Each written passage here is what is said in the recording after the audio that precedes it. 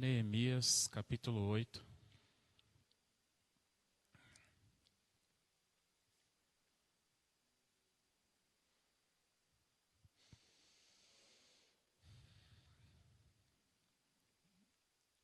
Versículo 10. Neemias, capítulo 8, versículo 10.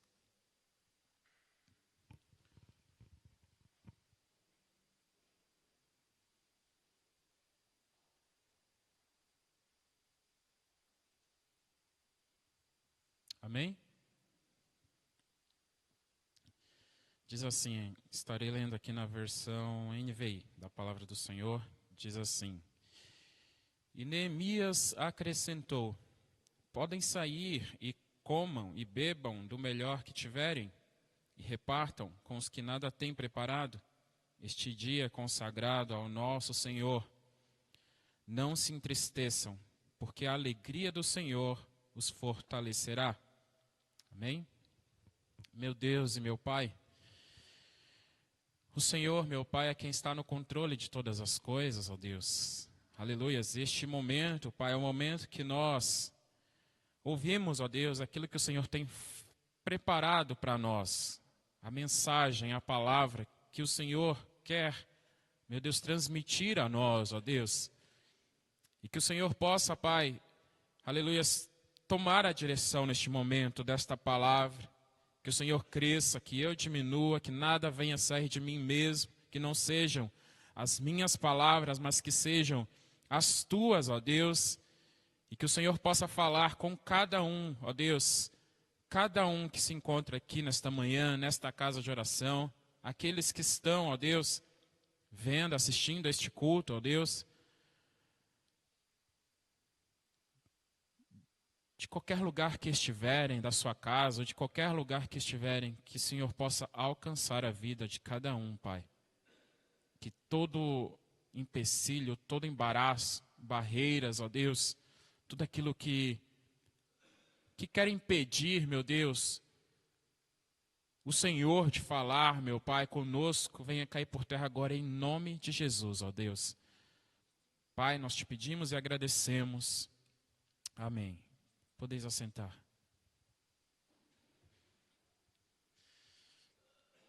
Todos nós conhecemos bem, né, a história, né, de Neemias. Neemias, ele era um dos cativos, né, que estava no cativeiro lá na Babilônia. E a palavra de Deus declara, né, que Neemias, ele era copeiro, né, do rei. A palavra de Deus também declara que Neemias nunca tinha se apresentado ao rei com tristeza ou com seu semblante triste, né? Sempre com alegria. E é óbvio que quando a gente nota algo numa pessoa diferente, a gente vem a questionar, né? A gente sempre, quando a gente sempre vê alguém que está sempre sorrindo, sempre alegre, e essa pessoa está triste, com um semblante diferente, a gente vai reparar. E a palavra de Deus diz que o rei, ele repara ali, né, na postura, no semblante de Neemias, porque ele nunca estivera na presença do rei daquela forma. E o que fez com que Neemias estivesse daquela forma foi a notícia que ele recebeu, né, do seu irmão que veio de Jerusalém trazendo notícias não muito boas, notícias que deixou ele daquela forma, deixou ele entristecido. Os muros de Jerusalém estavam destruídos, os portões de Jerusalém estavam caídos, destruídos. A cidade em que Neemias, provavelmente nasceu e cresceu, estava destruída. E ele se entristeceu com isso.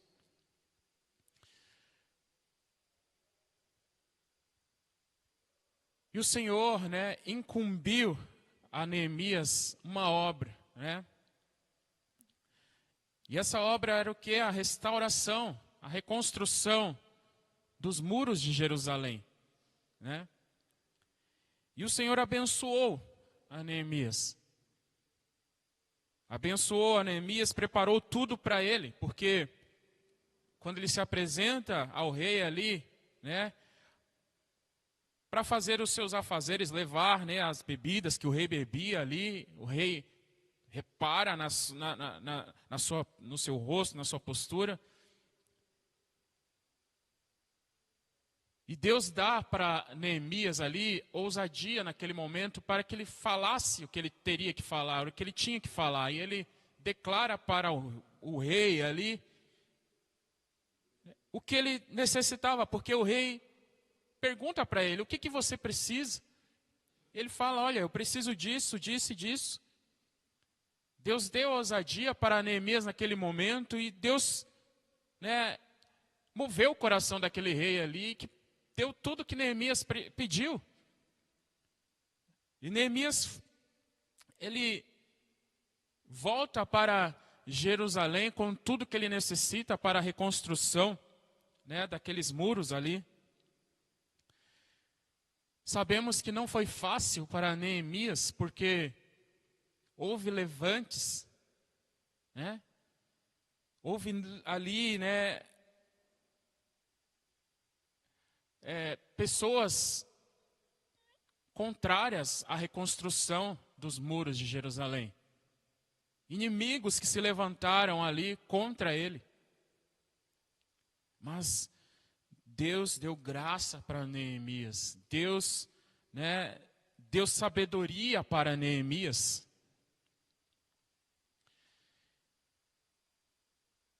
Enfim, o muro ele foi reconstruído.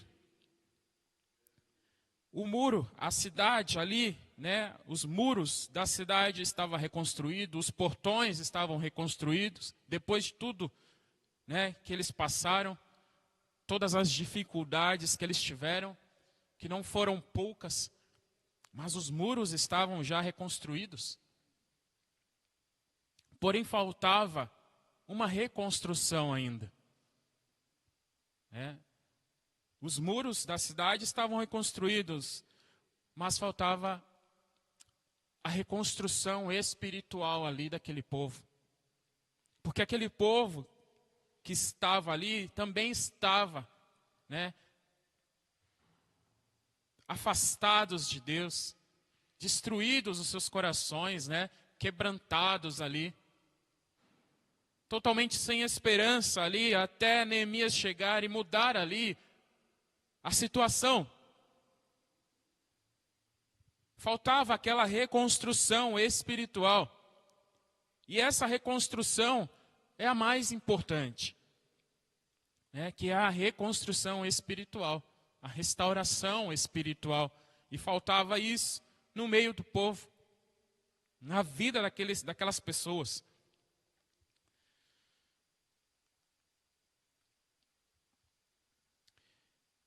E quando nós lemos essa passagem aqui de Neemias, o capítulo 8, nós percebemos que o povo estava disposto a essa reconstrução. Depois de tudo que eles passaram, eles estavam ali com o coração quebrantado. A palavra de Deus vai dizer que Esdras, nesse dia aqui, todos eles se ajuntam. Há um ajuntamento de todo o povo ali, homens, mulheres, crianças. E o povo começa, né, a pedir ali para que leiam para eles a lei, né, a lei do Senhor, a palavra do Senhor. E Esdras ali, ele começa a ler a palavra que Deus, né, revelou a Moisés. Esdras e mais outros, né, outros homens de Deus estavam ali, né, passando a palavra de Deus àquele povo. E a palavra de Deus diz que esse povo começa a quebrantar o coração ali diante de Deus. Os seus corações são movidos naquele momento. E começa ali a haver uma grande tristeza entre o povo, porque eles perceberam que o que eles estavam fazendo até aquele momento ali era algo que não agradava a Deus. Estavam indo contra a palavra de Deus, eles não estavam indo de acordo com a palavra, não estavam obedecendo ao Senhor. E a partir do momento que a palavra vai de encontro aos seus corações, confronta cada um deles, eles percebem o quanto eles estavam errados, o quanto eles precisavam ali se arrepender, e aquilo ali trouxe para eles ali naquele momento uma tristeza, uma angústia. Eu posso até imaginar naquele momento ali eles: Senhor, o que nós fizemos até agora? O tempo que perdemos longe dos teus caminhos, virando as costas para o Senhor.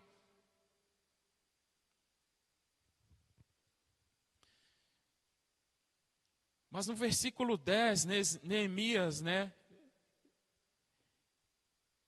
o Senhor usa a vida dele para falar, podem sair e comam e bebam do melhor que tiverem, e repartam com os que nada têm preparado.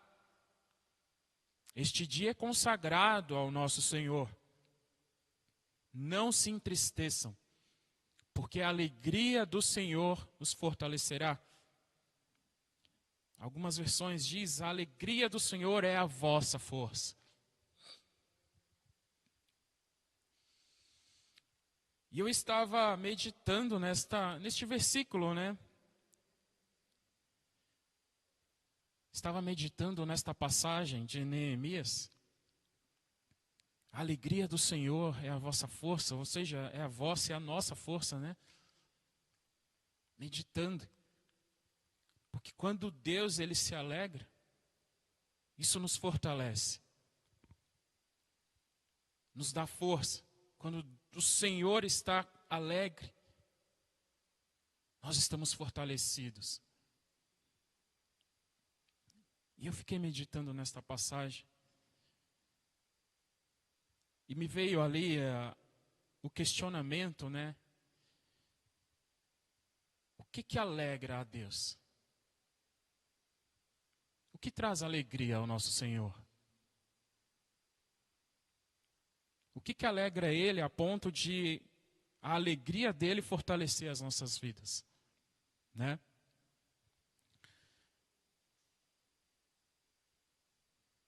E em uma das passagens da palavra de Deus, em Lucas capítulo 15, versículo 10. Lucas capítulo 15, versículo 10. O Senhor Jesus está contando ali uma parábola.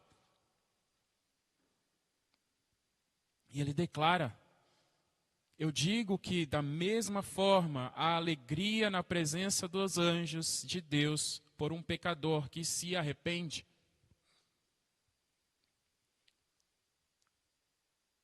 Este versículo ele faz parte de uma parábola que fala de uma mulher que perde uma dracma.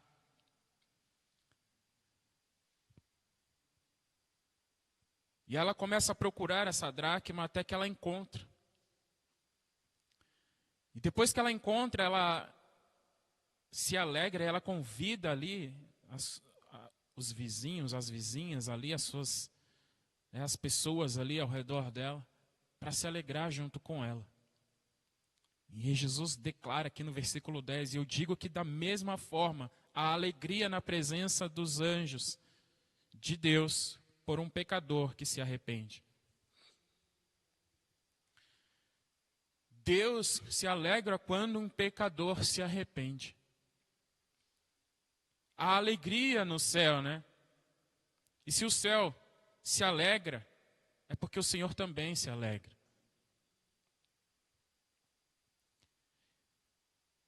Então, um dos motivos que alegra ao Senhor é quando uma pessoa se arrepende, um pecador se arrepende.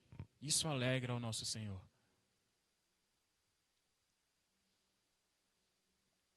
E Deus se alegra em salvar, não em condenar.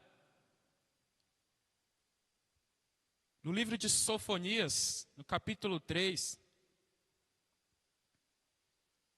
Sofonias capítulo 3,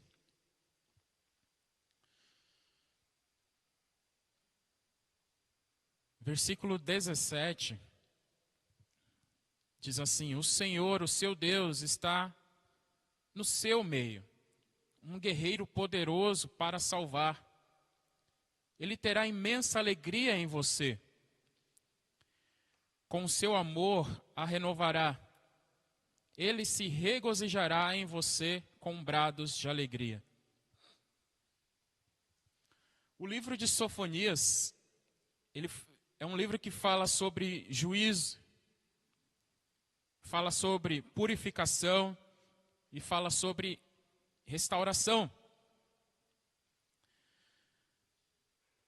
Nós sabemos que o juízo de Deus é pesado, né? Quando Deus ele resolve trazer juízo,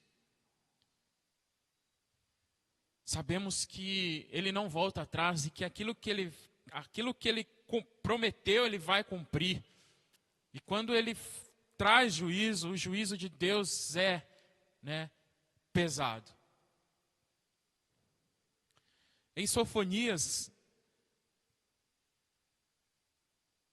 o Senhor, ele alerta ali ao povo sobre o pecado do povo.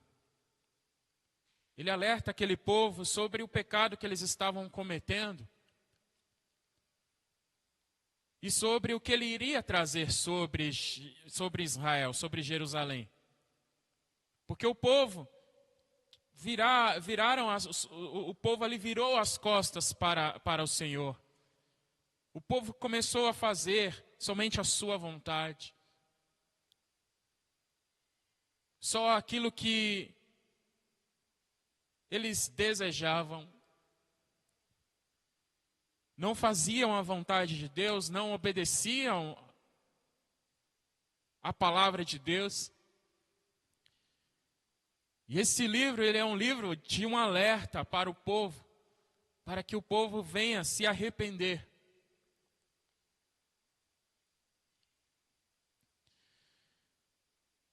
E no versículo 17, né, do capítulo 3, o Senhor, ele declara, né, que se aquele povo ali se arrependesse, se aquele povo voltasse para os caminhos dele, né, ele declara que o Senhor, o seu Deus, está no seu meio, um guerreiro poderoso para salvar. Ele terá imensa alegria em você. Com o seu amor a renovará. Ele se regozijará em você com brados de alegria.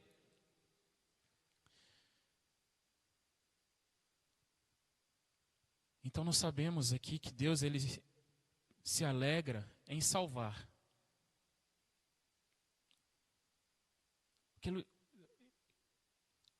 O nosso Senhor ele não se alegra com destruição.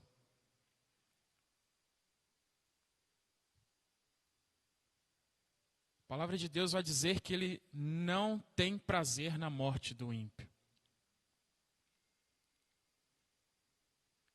O nosso Deus, ele se alegra em que aqueles a quem ele ama se salvem.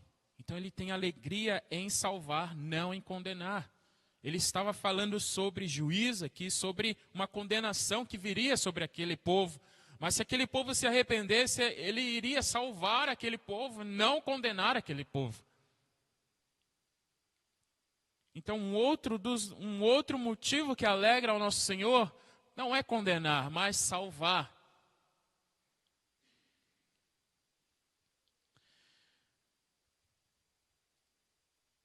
E Deus, ele também se alegra quando andamos na verdade. Em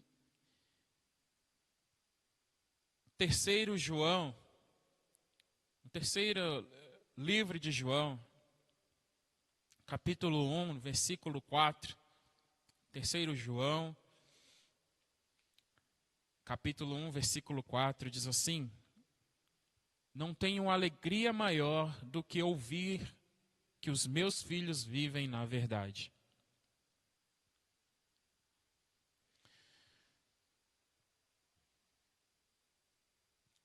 Aqui é uma carta, né, de João.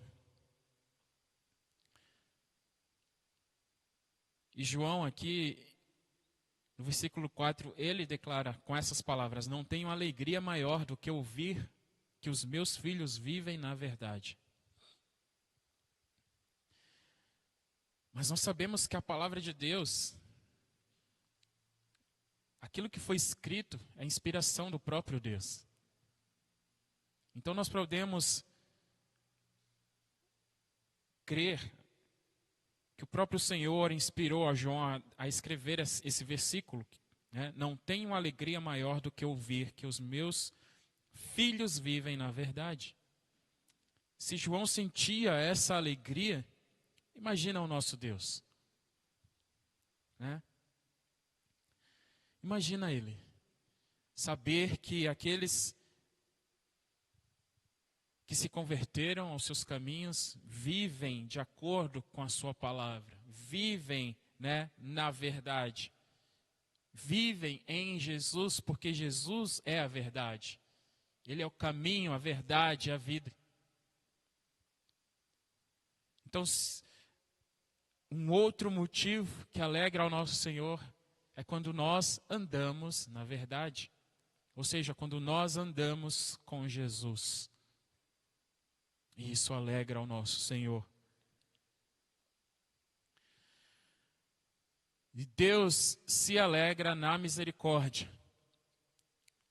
Miqueias, capítulo 7, versículo 18. Miqueias, capítulo 7, versículo 18, vai dizer assim: quem é comparável a ti, ó Deus, que perdoas o pecado e te esqueces da transgressão do remanescente da tua herança? Tu que não permaneces irado para sempre, mas tens prazer em mostrar amor leal.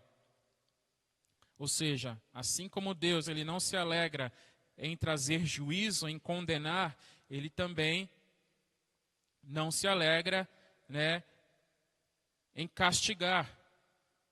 Não é o castigo que alegra a Deus, mas perdoar, restaurar e dar nova chance,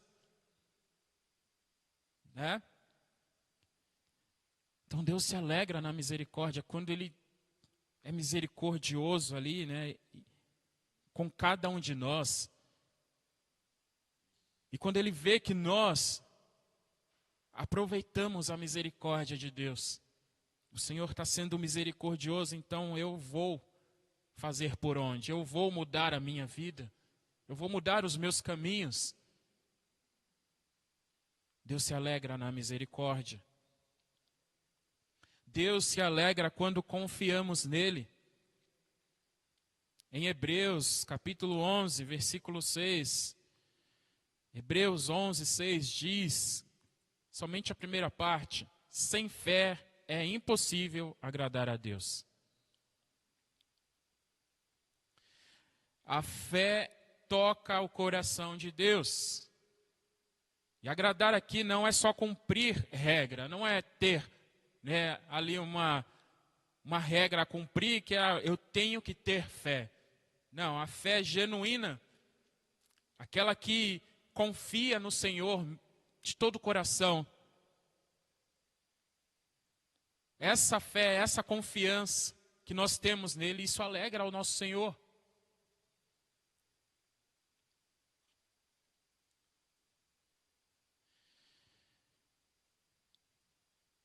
E aí quando nós voltamos aqui para Neemias, capítulo 8 aqui, né, de Neemias, quando nós olhamos tudo o que aconteceu,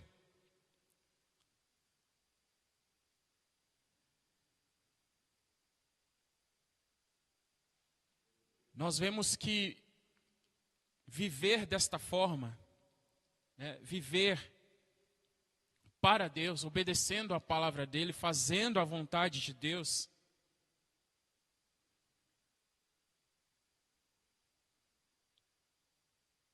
Quando nós fazemos a vontade de Deus, alegra a Deus. E quando Deus se alegra com a gente, isso nos fortalece.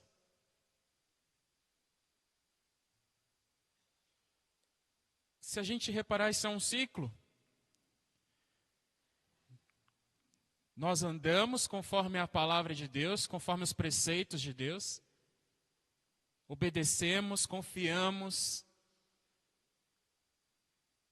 Vivemos de acordo com aquilo que Deus quer. Isso vai trazer alegria para Deus e isso vai nos fortalecer.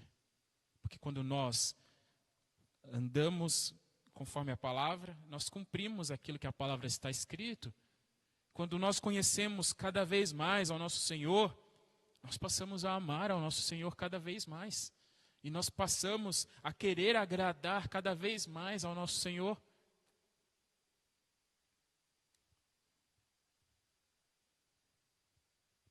E quem não quer agradar a quem ama, né? Quem não quer agradar a quem se ama? Que o prazer daquele que ama é agradar, né?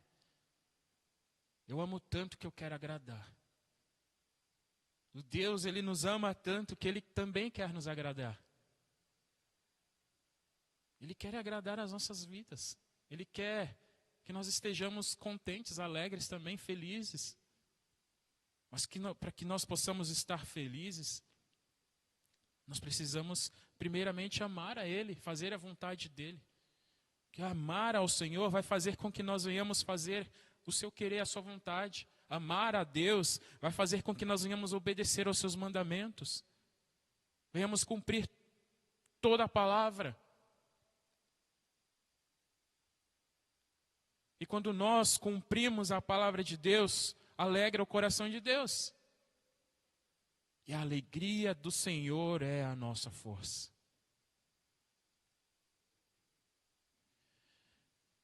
Amém?